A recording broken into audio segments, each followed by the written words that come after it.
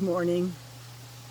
There's a lot of conversation in our world right now that talks about the right way to do things, the right way to be an American, the right way to beat the economic crunch right now, the right way to hire for a new job or to remain faithful in a relationship, the right way and the wrong way. And it can be overwhelming at times, especially if we're trying our best, which we usually are, how to do things in the right way. And who actually establishes what's right and what isn't. Even in our faith, this journey, this long journey from birth to death, which also feels sometimes like it goes by in the blink of an eye, we wonder if there's a right way or a wrong way to be a believer, to be someone who follows Christ, who bears a light in the world and tries to make a difference by paying goodness and kindness forward. We've got lots of examples in Scripture. St. Paul, was that the right way to be a Christian? Persecuting others first, resulting in their incarceration and death many times? Or Zacchaeus, the right way to be a Christian, to be a follower of Jesus? Revamped his life, changed how he cheated others through his tax collecting. Or maybe Thomas, we look at. Was that the right way to be a follower of Jesus? Doubting what Jesus said. And yet, every one of these people is held up for us by the church to say that, yes, these are role models.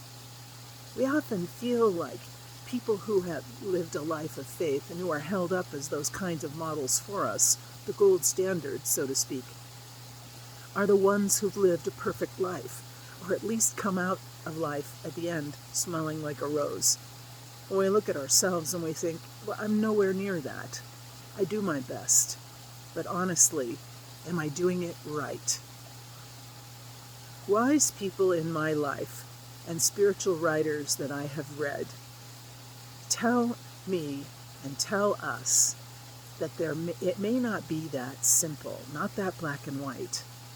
If you lift the moral standard, if you take away what we know we should do out of morality, goodness, kindness, not killing others, not harming others intentionally, not stealing, basically using the Ten Commandments as our guide, if we lift that moral standard, is there really a right way to go forward?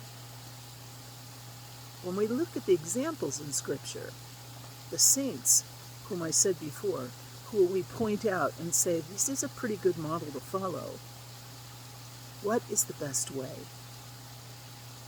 Ultimately, I think that if we can make peace with our conscience and we're living a moral life, we shouldn't be so fixated on what's right and what's wrong.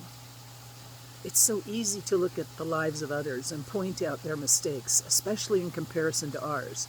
And often when we see that log in their eye, right, we're missing the sequoia in our own.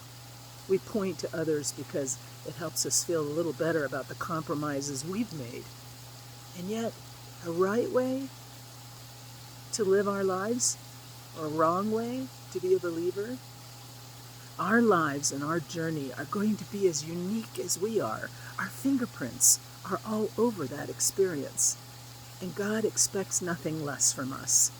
That's why when we are judged at the end of life, St. John of the Cross says we are judged by love. Love looks over our life with us, and mercy. And we see that perhaps we could have done things better. But when things don't fall into the right category or the wrong category, I'm learning to let go of it, not to sweat it, and not to worry too much about what others are doing as far as what looks right and wrong to me. Mind my own business. Love others in the name of the believer, in the name of God, and do my best. Don't sweat living the right way or the wrong way.